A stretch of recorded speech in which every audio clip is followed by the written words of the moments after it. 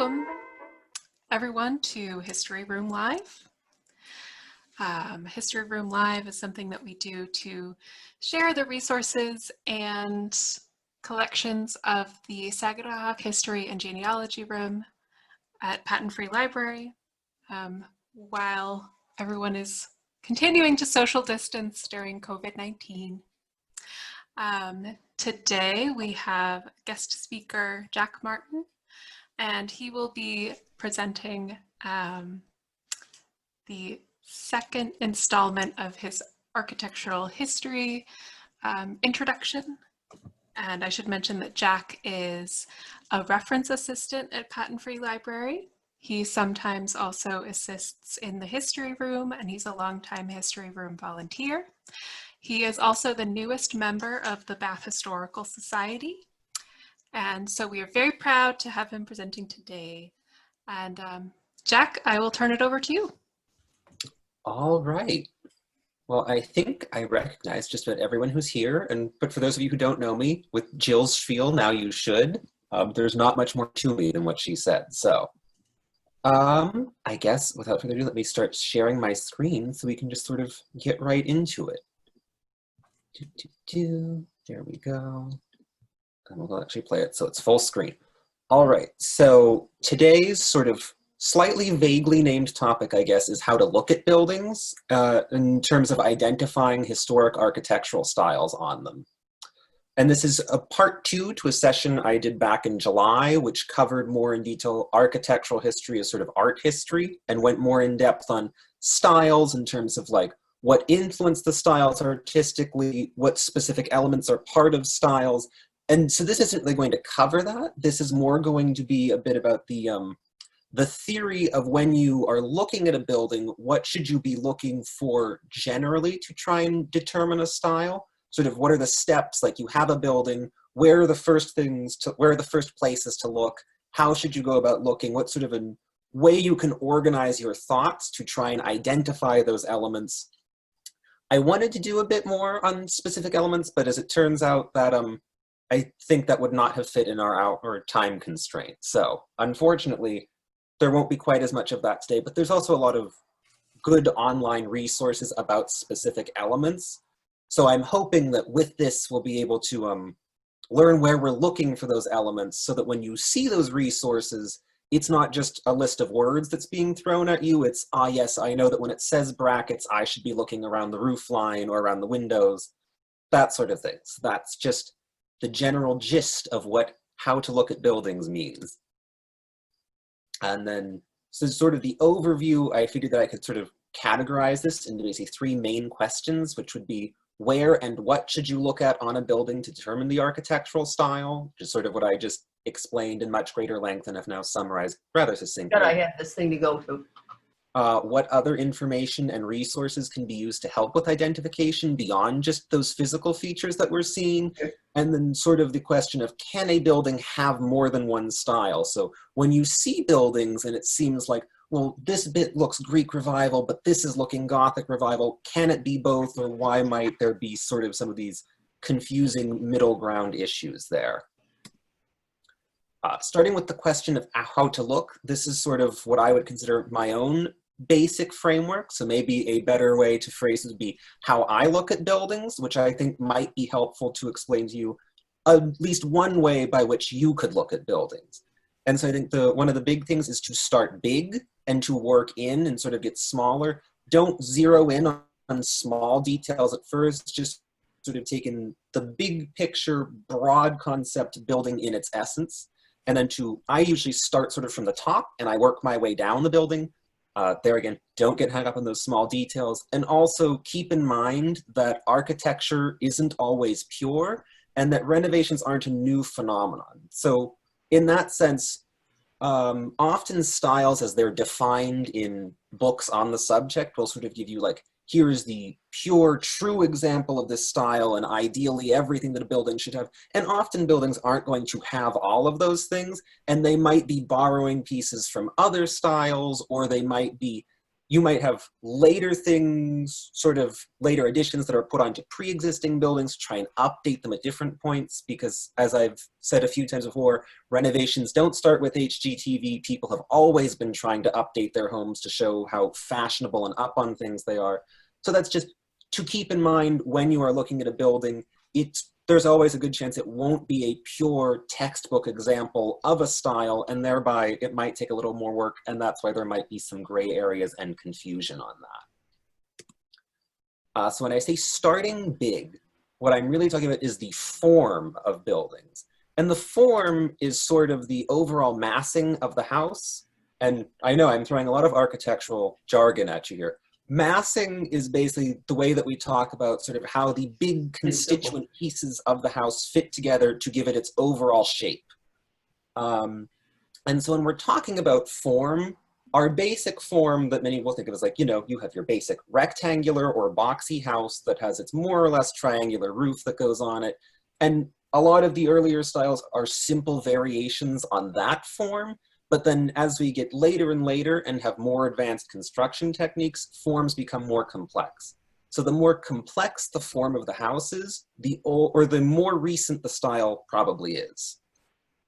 It also can sometimes be hard to tell what the original form was if you have decades or maybe even centuries of additions and renovations that have been put on, and the original shape can get lost under that. But usually the form is one of the things that's going to be fairly constant on a building, and if the form's lost, well, then there's a good chance that it won't be easy to identify on site anyway. We can also subdivide form sort of into two basic sections, and the first of which is the footprint. And so by the footprint, it's more or less, if you were to take a building and look at it from a bird's eye view, as in top down, it's what would the shape be that the building makes. And originally, when I was going to use images for this, I was going to try and find like floor plans to lay out for you so that then we could really get a sense of the footprint. But it actually occurred to me that that's not all that helpful, because it's easy to see form in that sense. But when you're walking down the street and looking at a house, well, how do you sort of see the form, or how do you see the footprint then when you aren't going to be able to get up on a 100-foot ladder and look at it from the top down? So here on the left is a Gothic revival that we have on Washington Street. You'll see this building a few times in this slideshow because it's one of my favorites and I love using it for various examples of things. But you can even see in this image how we sort of have this front prominent gable that's going, it starts towards us and goes back, but then you can sort of see those wings behind it that are coming out. There's one where the front door is, and then there's another one just peeking out on the right side of it.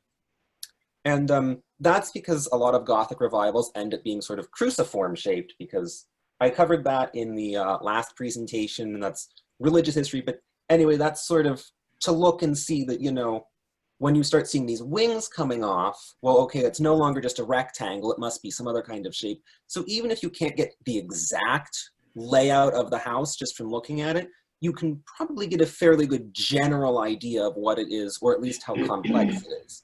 And then here I just sort of have the courthouse on Center and High Street as sort of a juxtaposition of a building that doesn't have wings coming out to the sides. It is much more in line with our classic sort of rectangular box.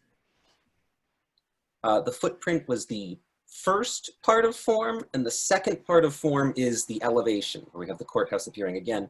And elevation is another fun architectural term. Basically, it means the profile, or how you would see a building if you were standing on the ground and looking at one of its sides. And so usually with houses, if you saw architectural drawings, they'd talk about the north elevation or the east elevation or the west elevation. And the elevation is just, it's sort of the overall shape of the house as seen from that head-on perspective. And different styles tend to have, they lend a different characteristic to the elevation.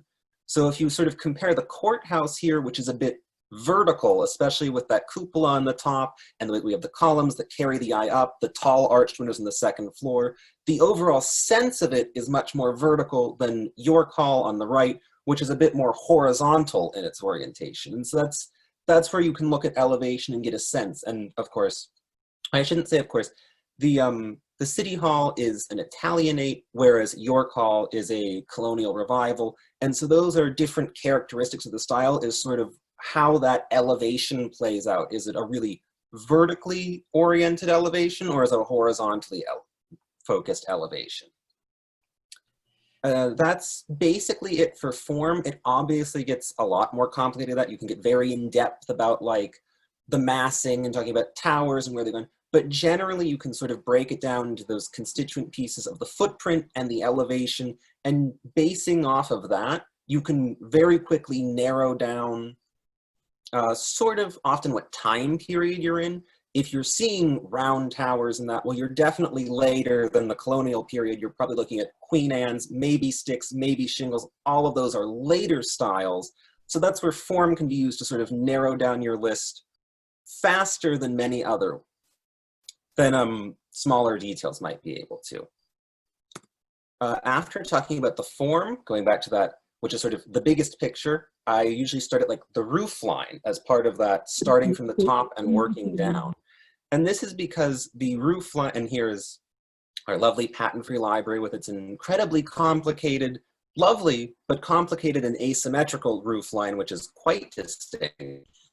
And roof lines often tend to be fairly indicative of styles. Like the type of roof a house has will often say a lot to you about its style.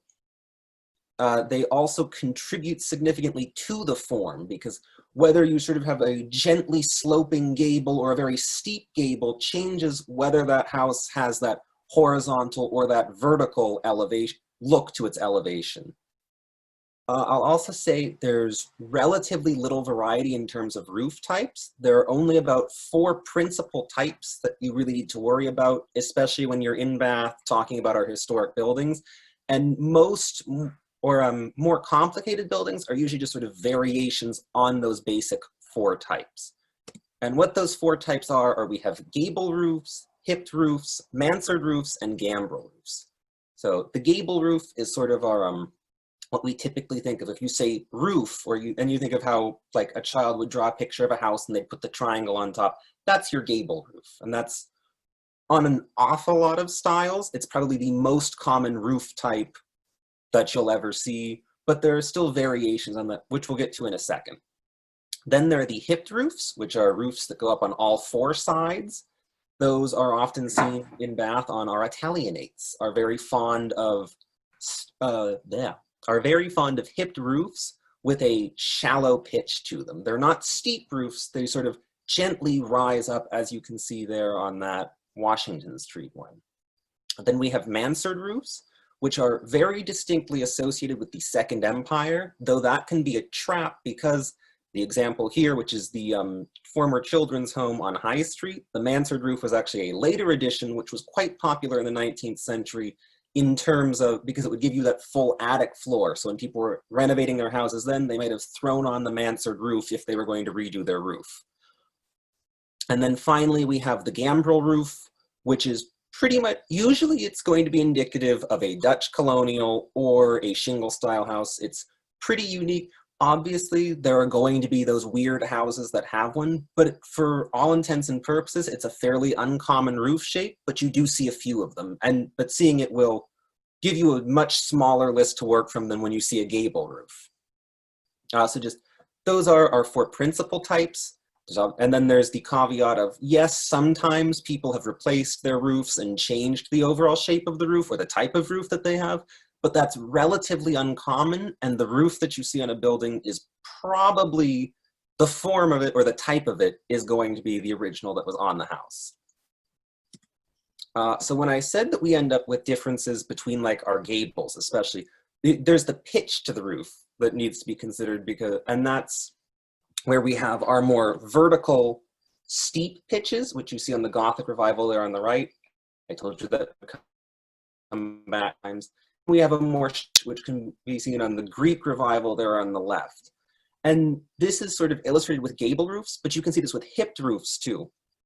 So it's when you're looking at the roof type, you just also need to consider, well, what's the pitch of the roof and how is that contributing to the form of the house? What does it do with, how does your eye read the pitch of the roof? Basically, there's more to the roof than just what type it is. There's also how that type is being specifically executed in the case of a particular house. Moving on from our roofs, and sort of zooming back out, just looking at the house more generally, we're going to talk about decorative elements. And when I say decoration in this case, I'm talking about really significant decorative elements or embellished structural elements that really contribute to the overall look of the building. So this is talking about like columns or brackets or cupolas, really significant things that aren't necessarily vital structural pieces of the building, or they might be structural, but they're still primarily decorative. Like your columns might be holding up the roof over the porch, but ultimately the porch isn't quite the same thing as, say, well, the walls of the house. It's a little different, and I'm using decorative a bit loosely. And often these decorative elements are what we would consider to be the most iconic parts of a lot of our styles. Like with the Greek revivals that have the large columns or something to represent columns that connect up to a pediment to give you that sense of the Greek temple front. I also covered that in the previous presentation, so I won't go too far into it, but that's one of the ways of a decorative element that is very much associated with that Greek revival specifically and neoclassical styles more generally. Similarly with Italianates, if you see those paired brackets under the eaves, that's a significant decorative element that is usually going to mean that you're looking at an Italianate. Not always, but usually.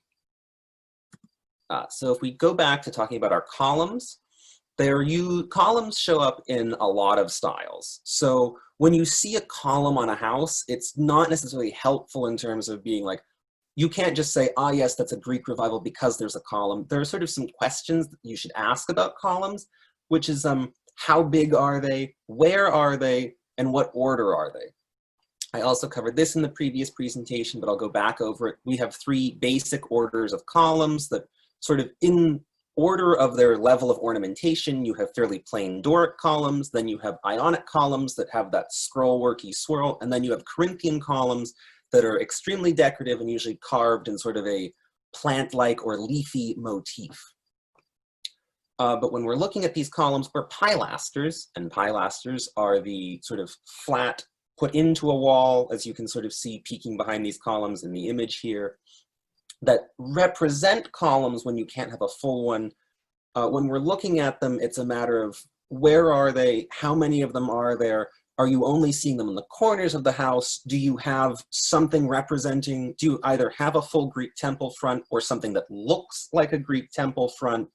Those are the questions to ask when you see columns, because they can mean so many things. You sort of need to narrow it down for yourself of what are these columns doing, which sounds like an odd thing to ask, but it is important because they were a big part of neoclassical styles, and neoclassicism dominated the architectural world for several centuries.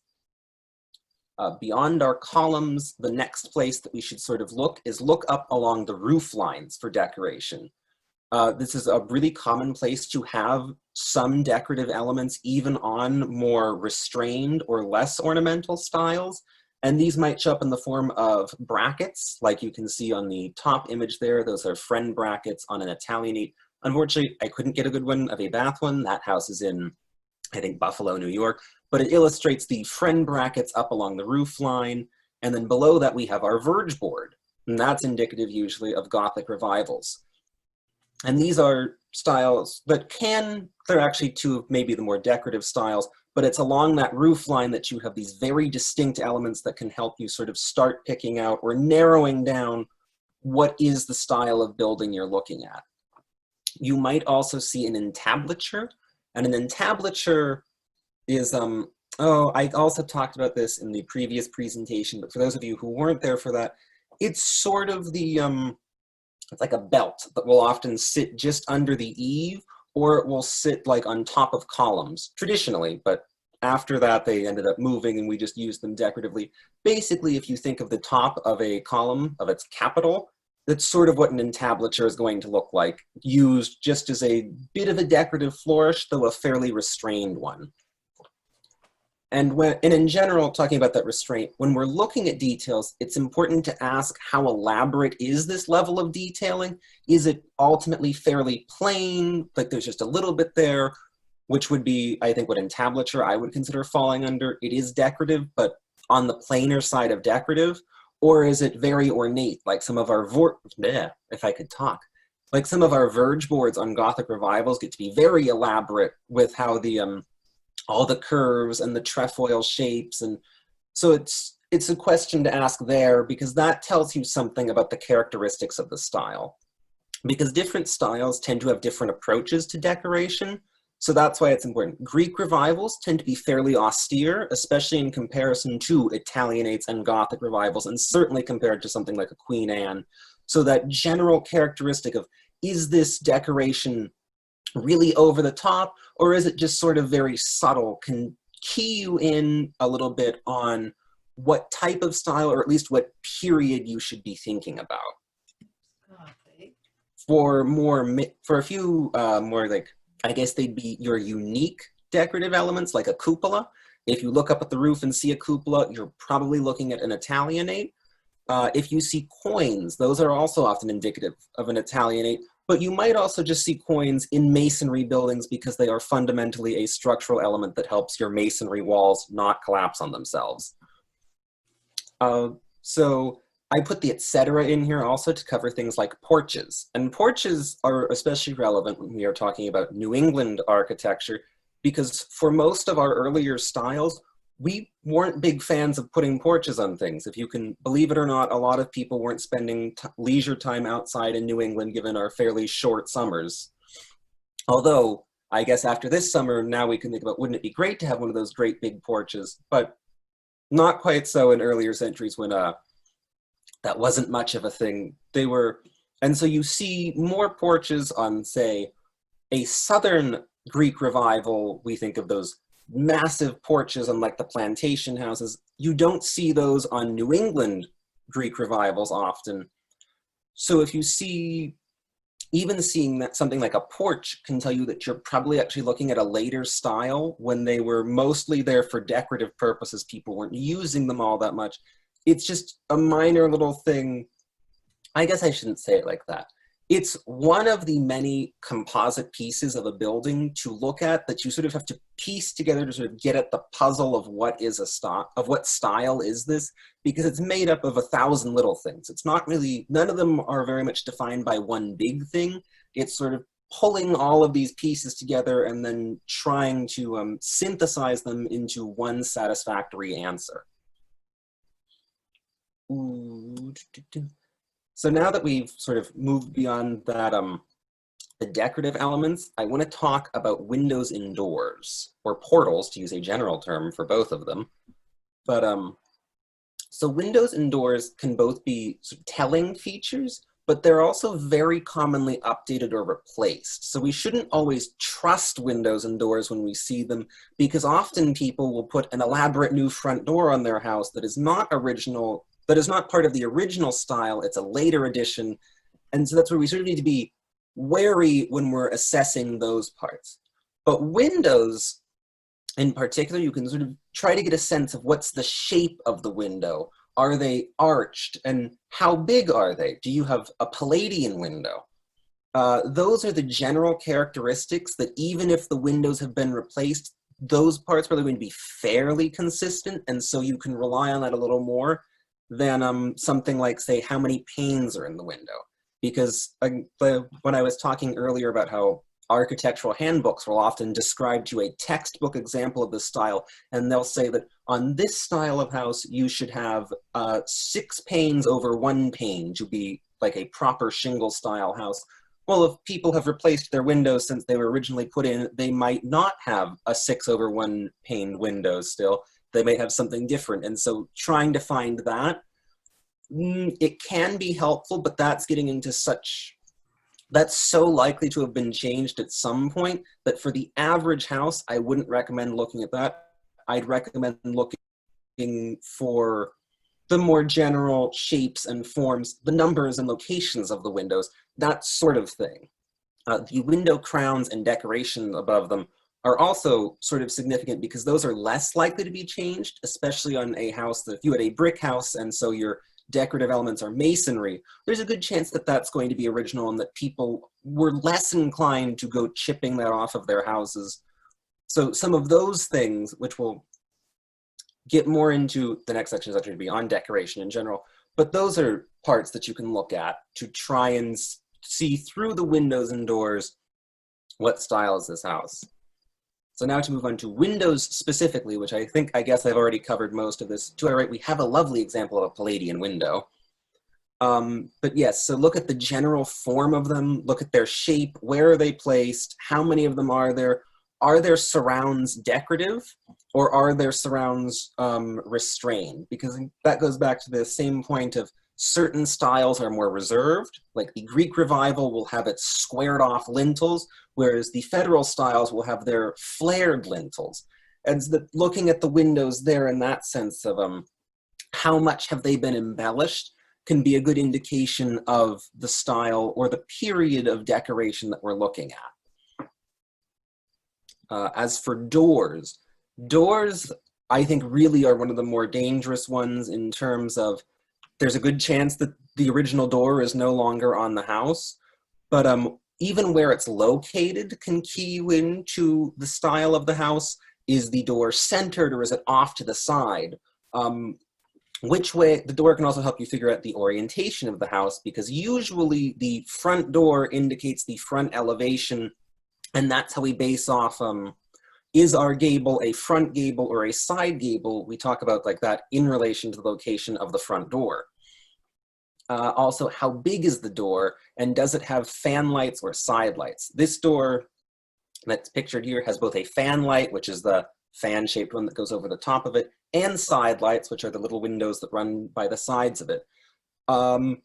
Again, often, I think people have liked to put fancier doors on their houses, and they think things like fan lights and side lights are a very good fancy option to throw on there. So if you see them, I would say maybe take them with a grain of salt, but still it can help you puzzle at the style, because especially like Federal style houses had very elaborate entryways, and so those are probably preserved, and it's a very good way to pick out a Federal style house is by its elaborate front door. As I said, so now we're getting into the detailing. And this here, if might be familiar to some of you, this is the Bath Brewing building on Center Street, sort of the top floor where we can see like we have these decorative arches around our windows with the recessed panels above them. Then if you go up to our white parts, not only do you have brackets, beneath them you have dentils. So you can tell just from this that we're not looking at something like a Greek Revival, simply because this is just far too decorative for that. This is actually an Italianate, to be specific, which you could tell because arched windows, our window shapes are indicative of the Italianate style. And the level of decoration suggests one of our more picturesque styles. So as for specific details, detail work can often very quickly communicate a style with certain elements like trefoils and quatrefoils, which are, you might have seen them on that yellow Gothic Revival I love showing. Your trefoil is your sort of little three-lobed representation of the Holy Trinity that shows up there a lot. That's one of those that if you're seeing something like that, you are almost certainly looking at a Gothic Revival. And there are other similar indications for other styles. Details are so small and or cosmetic that they're either the frequent victims of renovations and people will take them out when they're remodeling a house, or people will have put them on at later points. There is one of the Sewell houses on Washington Street that sits across Edward Street from York Hall and is next to Grace Episcopal Church, has these very lovely and very evidently Gothic Revival balconies on the house, but those were added much later after the house had been constructed. So the house isn't a Gothic Revival, but it has this Gothic Revival detail that's been added at a later date. And when we're looking for these detailing, look along the roof line, around windows and doors, on the corners of the house, and also between floor levels. And when we're looking between floor levels, that's where you might see our lovely friend entablature again showing up as something like a belt course. Belt courses are just, basically it refers to a decorative element of some kind that runs between floors. As for specific details, as I went over. Some have very close associations with styles. Here are our trefoils on a Gothic revival. You can see the window at the top is a trefoil, and on the verge board itself, we actually have other trefoils that are part of it.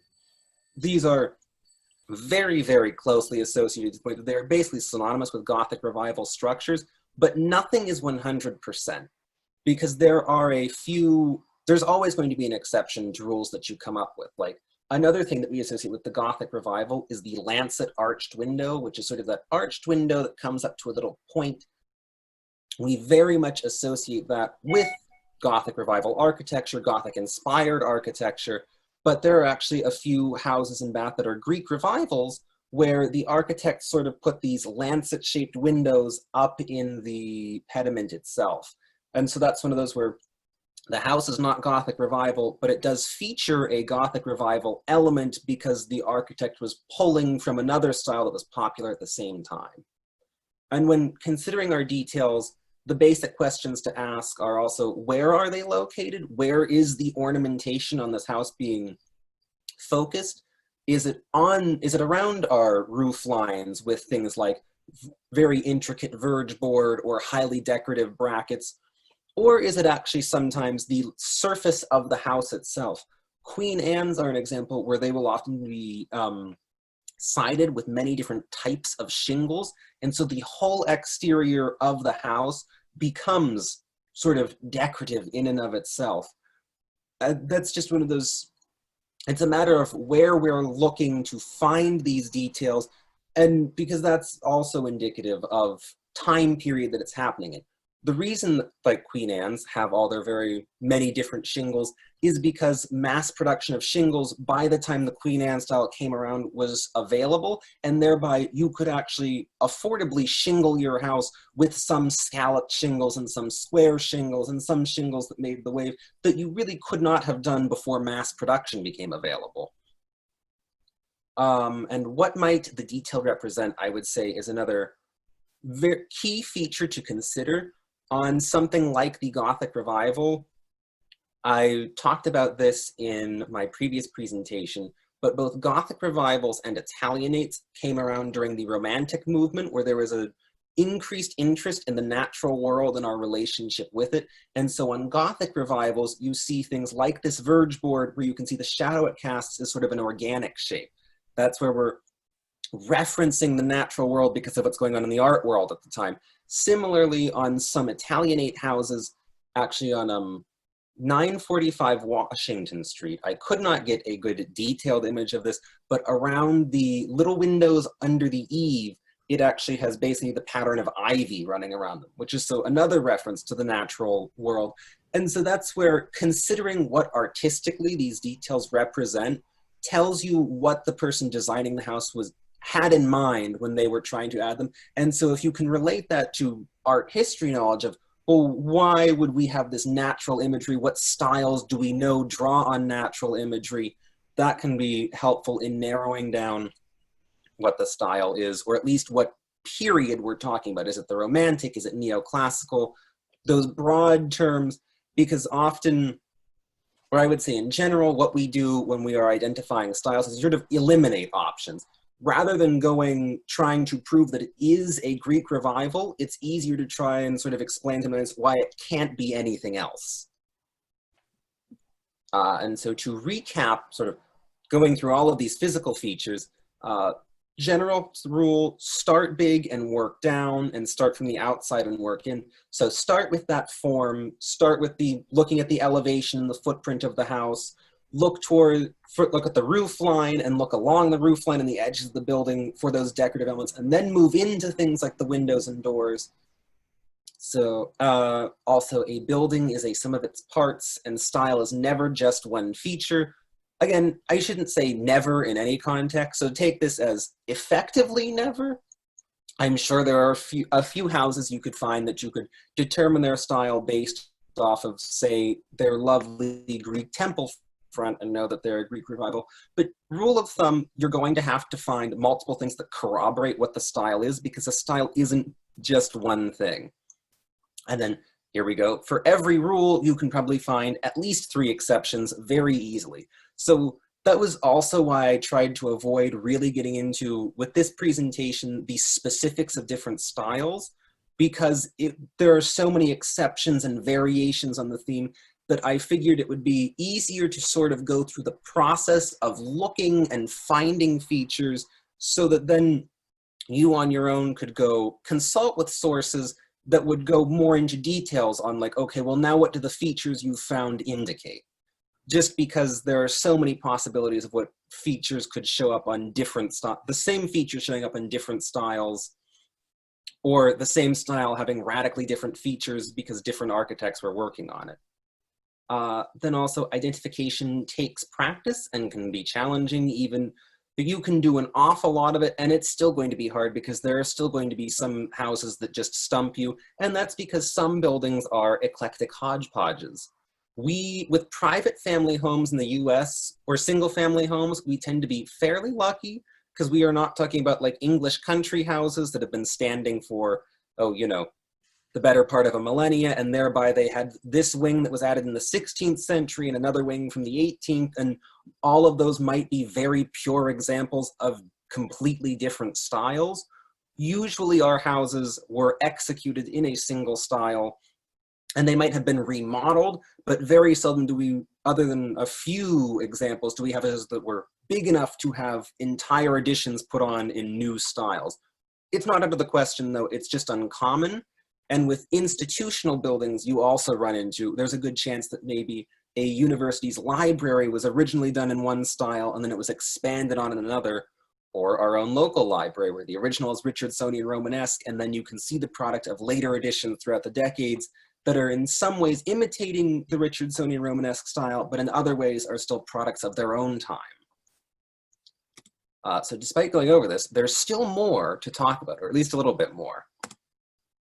These are what I would call the immaterial concerns. So this is not what we're looking at the building and seeing, but they are things that we might be able to find out or might know about a building that can still help us determine what its style might be. The big three, I would say, are when the house was built, who it was built by, and where the building is, which can all be very significant in terms of determining a stylistic identity. Also determining the style of a house often will go sort of hand in hand with house histories in a reciprocal relationship, because if you know when the house was built and by whom, well then you have a good guess at what the style is, and if you know what the style is, well then you can narrow down when a house was built. So there's sort of this relationship of figuring out the middle ground there between the whens and the whats to determine a house's makeup and history and identity. Going on to the first of these, with not so currently trending, basically when a house was built greatly affects what style it was done in, because architectural styles are essentially trends, and as such they all rose and fell in popularity at different times. Some of them overlapped with one another, which is where you might see Greek revivals that have some Gothic revival elements because there was overlap in the periods when they were fashionable, or Gothic revivals and Italianates both feature that romantic natural imagery because they were both popular at around the same time. This can also help you determine what parts of a house are original and what parts are renovations.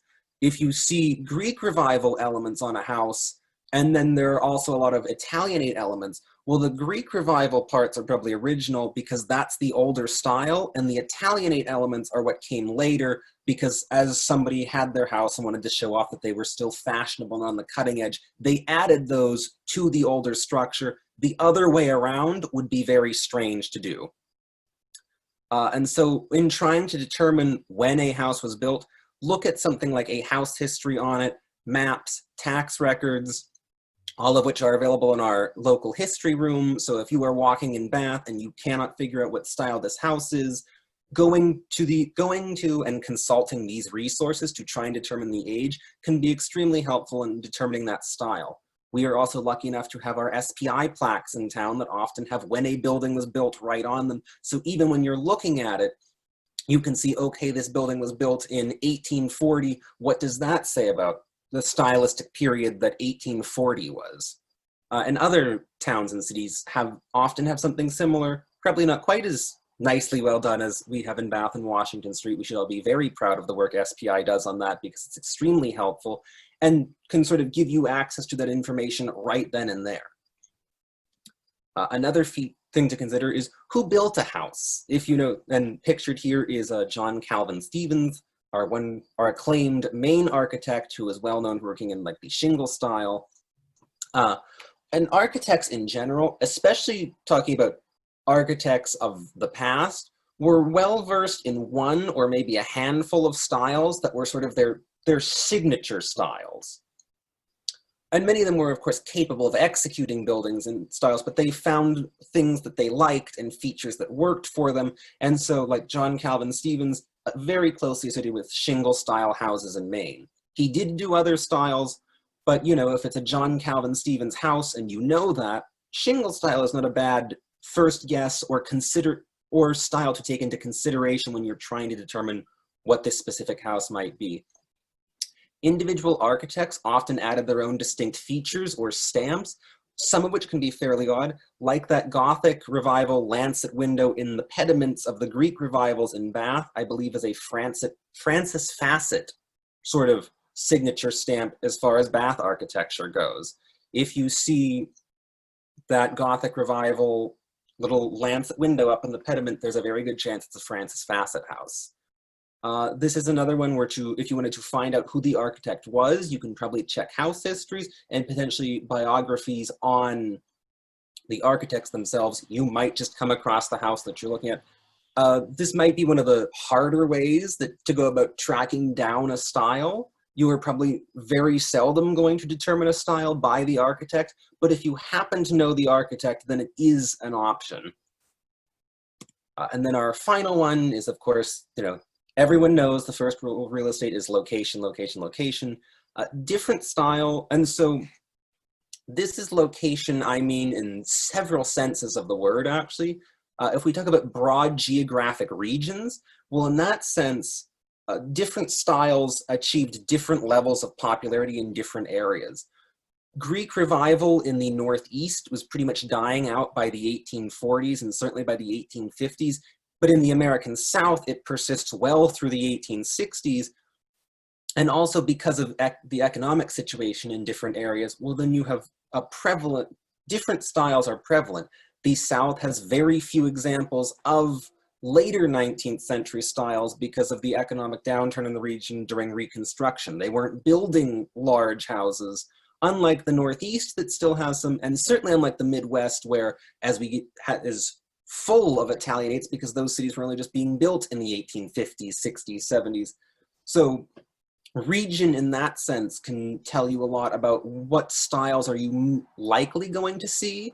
Never rule out that just because a certain style wasn't extremely popular in an area, that doesn't mean that you haven't found an example of it, but it means it's a general rule of thumb that you can gauge things by.